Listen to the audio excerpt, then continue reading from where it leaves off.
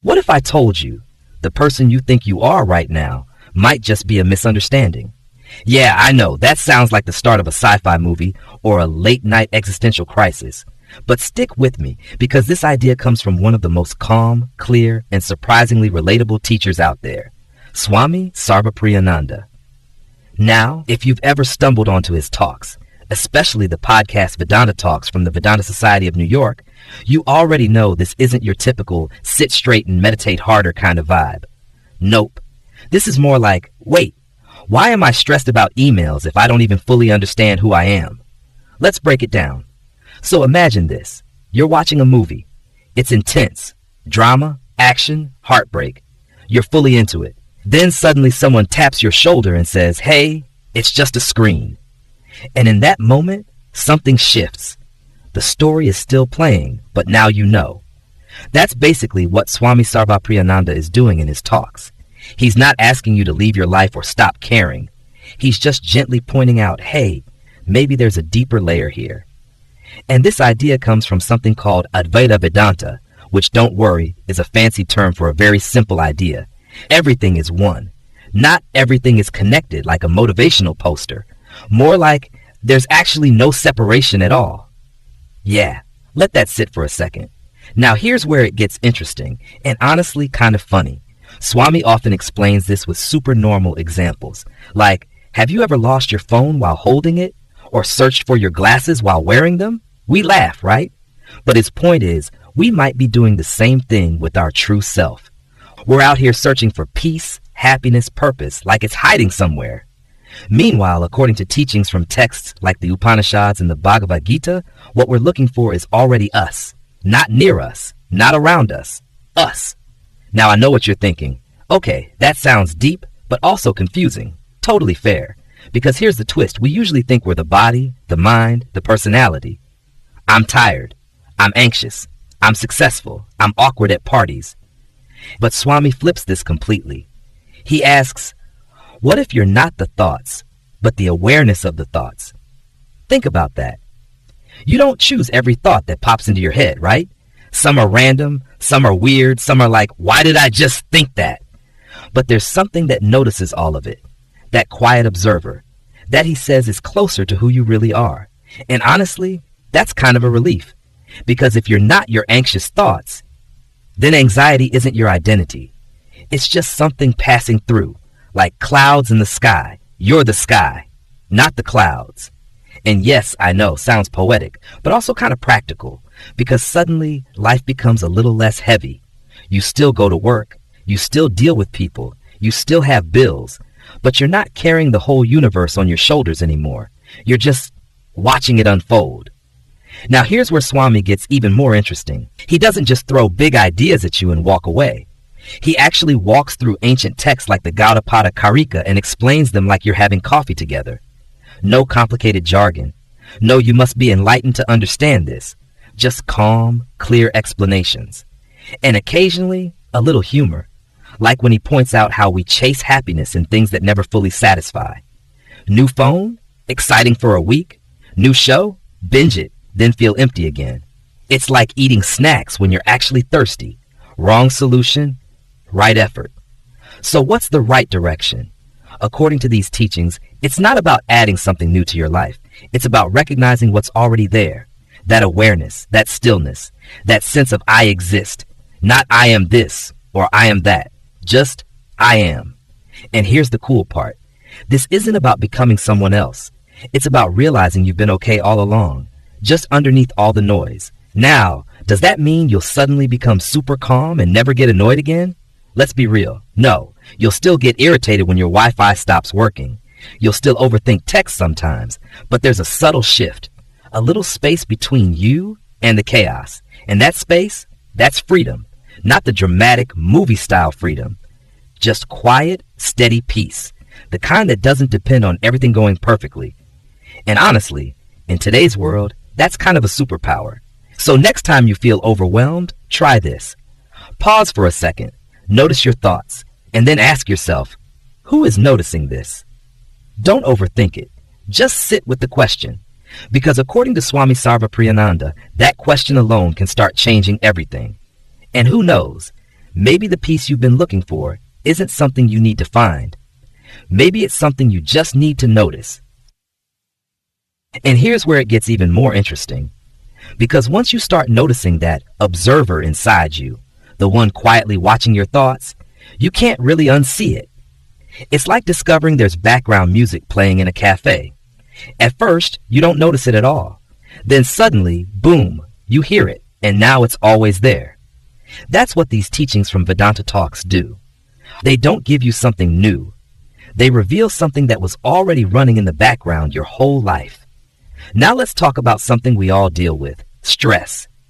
You've got deadlines, notifications, messages, responsibilities, and your brain is basically like a browser with 47 tabs open.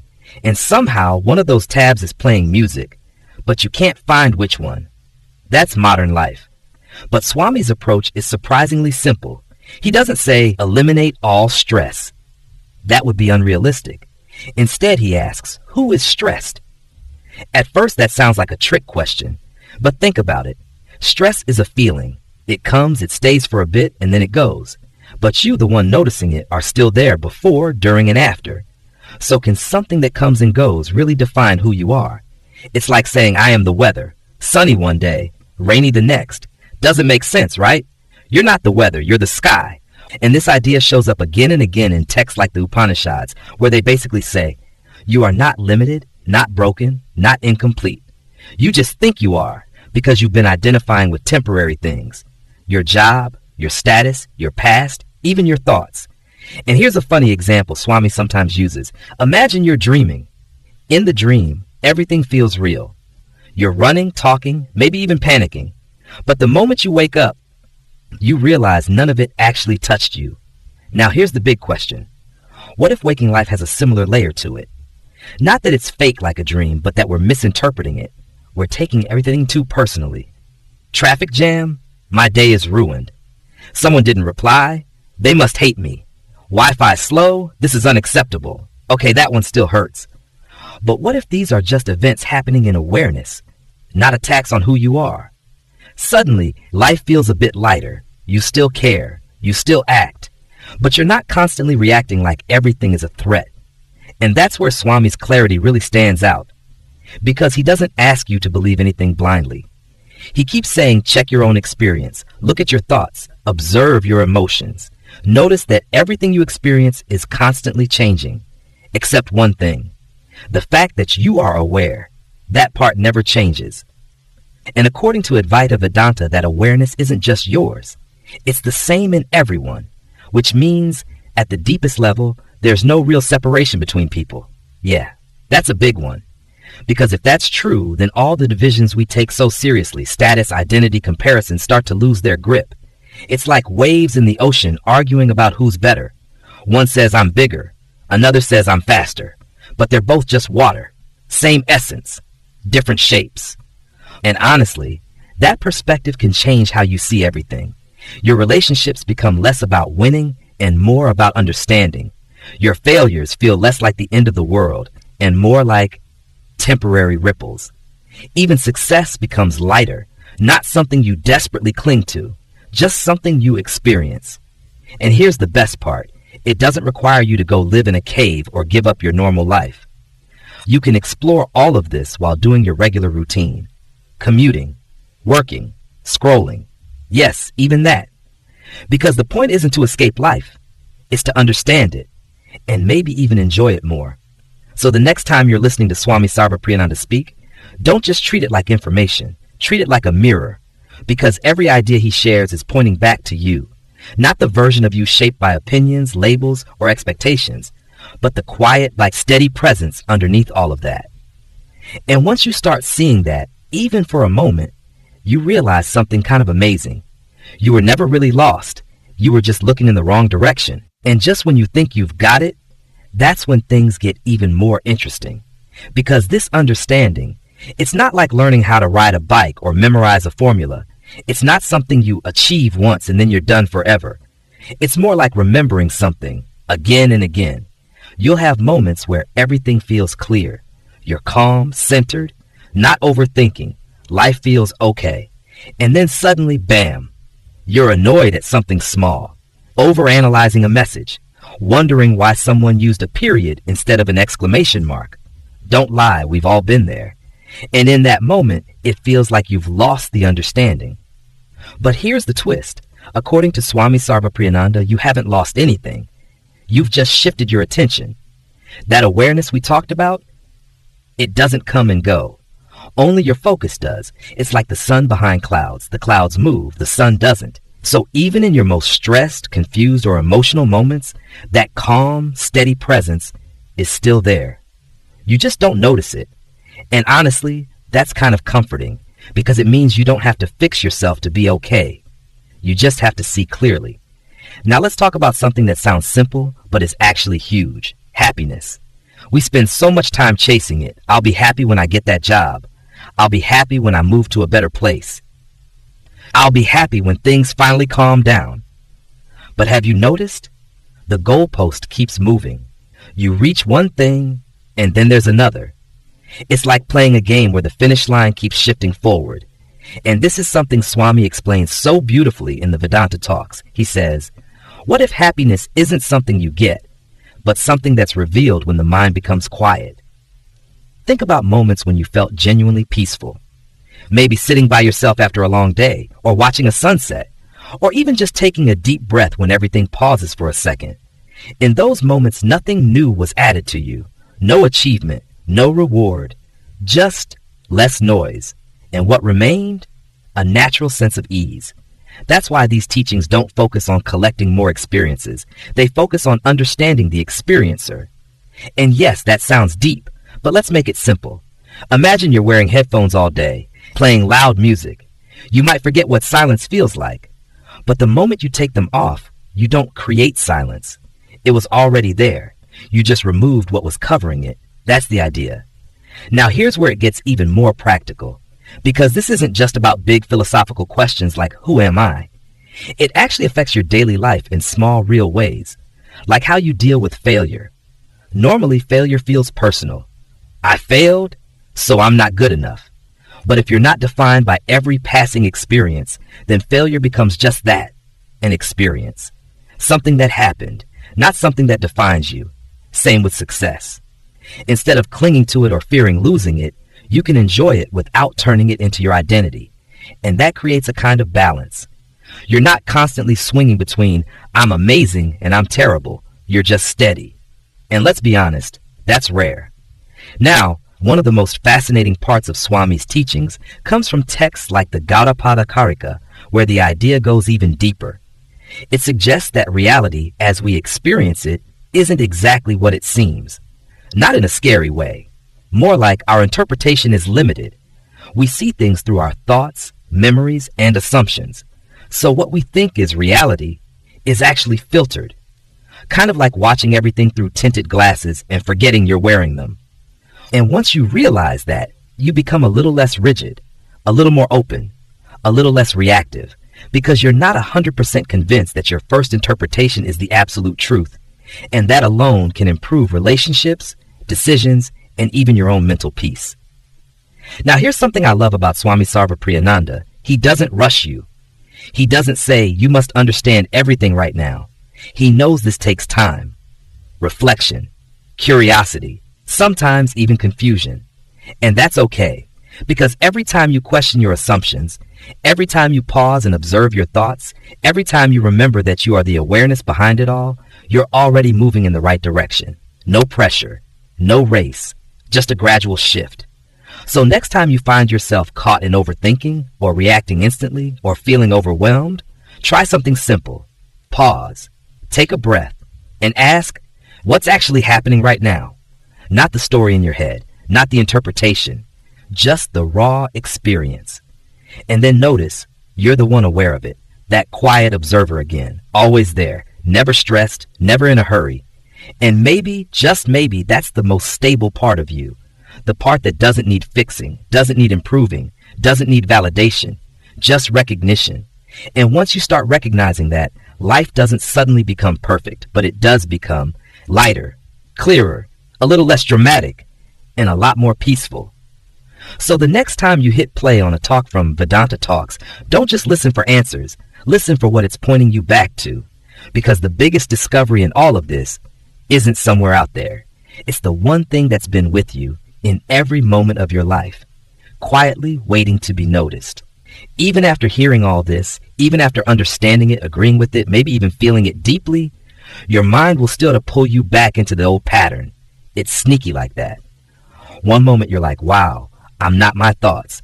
I feel so free. And the next moment, why did they leave me on red for 3 hours? Instant chaos. But instead of seeing that as failure, Swami Sarvapriyananda would probably smile and say, that's completely normal. Because the mind has habits. Years and years of habits. It's been trained to react, to judge, to compare, to worry. You can't expect it to suddenly become silent just because you had one deep realization while watching a YouTube video. That's like going to the gym once and expecting six-pack abs the next morning. Would be nice, but not happening. So what do? You don't fight the mind. You don't try to force peace. That actually makes things worse. Instead, you gently observe, again and again. Every time the mind goes off into overthinking mode, you just notice, oh, thoughts are happening. Not, why am I like this? Not, I need to fix this immediately. Just simple awareness. And over time, something shifts. The gap between you and your thoughts becomes clearer, wider, more stable. And here's where it gets kind of beautiful. Because you start to realize you can experience everything without being overwhelmed by it. You can feel emotions fully without drowning in them. You can care about life without being constantly anxious about it. It's like watching waves at the beach. Big waves, small waves, messy waves, they all come and go. But the ocean itself remains, and according to Advaita Vedanta, you are that ocean. Not just a single wave trying to survive. Now let's talk about something we all secretly struggle with, comparison. Scrolling through social media, seeing other people's lives, achievements, vacations, and suddenly your brain goes, everyone's doing better than me. Classic. But here's where these teachings hit differently. If your true nature isn't limited to your personal story, then what exactly are you comparing? It's like one character in a movie being jealous of another character, while both are just projections on the same screen. Same screen, different roles. And that doesn't mean your life doesn't matter. It just means it's not the only thing you are. There's something bigger, deeper, more stable underneath it. And recognizing that can quietly dissolve a lot of unnecessary pressure. You don't have to prove yourself all the time. You don't have to win every comparison. You don't have to constantly upgrade your identity. You can just be. Now, one of the most powerful ideas that comes up again and again in the Vedanta Talks is this. You are already whole, not becoming whole, not on the way to being complete, already, right now. And I know that sounds almost too simple because we're used to thinking life is a self-improvement project. Fix this, improve that, achieve more. But what if the deepest truth isn't about improvement, but recognition? Like realizing you've been standing in the right place all along, you just didn't know it. And here's a fun way to think about it. Imagine you're playing a video game. Your character is running around, facing challenges, leveling up. But you, the player, are completely safe, untouched, no matter what happens in the game. Now imagine forgetting that you're the player and thinking you're just the character. That's when everything becomes stressful. Every loss feels personal. Every obstacle feels overwhelming. But the moment you remember, oh wait, I'm the player, not just the character, everything changes. You still play the game, but now there's ease, perspective, even a bit of fun. And that's exactly what these teachings are pointing to. Not escaping life, not rejecting the world, just seeing it more clearly and playing your role without getting lost in it. So yeah, you'll still have goals. You'll still care about your future. You'll still plan, work, try, succeed, fail. But deep down, there's a quiet understanding. This isn't the whole of me. And that understanding, it's incredibly freeing. So next time you're caught in a loop of stress, comparison, or overthinking, don't try to immediately fix everything. Just pause. Notice what's happening and gently ask yourself, am I the storm or the one aware of the storm? No need to answer perfectly. Just sit with the question. Because sometimes the question itself is enough to shift everything. And as Swami Sarvapriyananda keeps reminding us in his calm, grounded way, the truth you're searching for isn't hiding somewhere far away. It's quietly present in the one who is searching.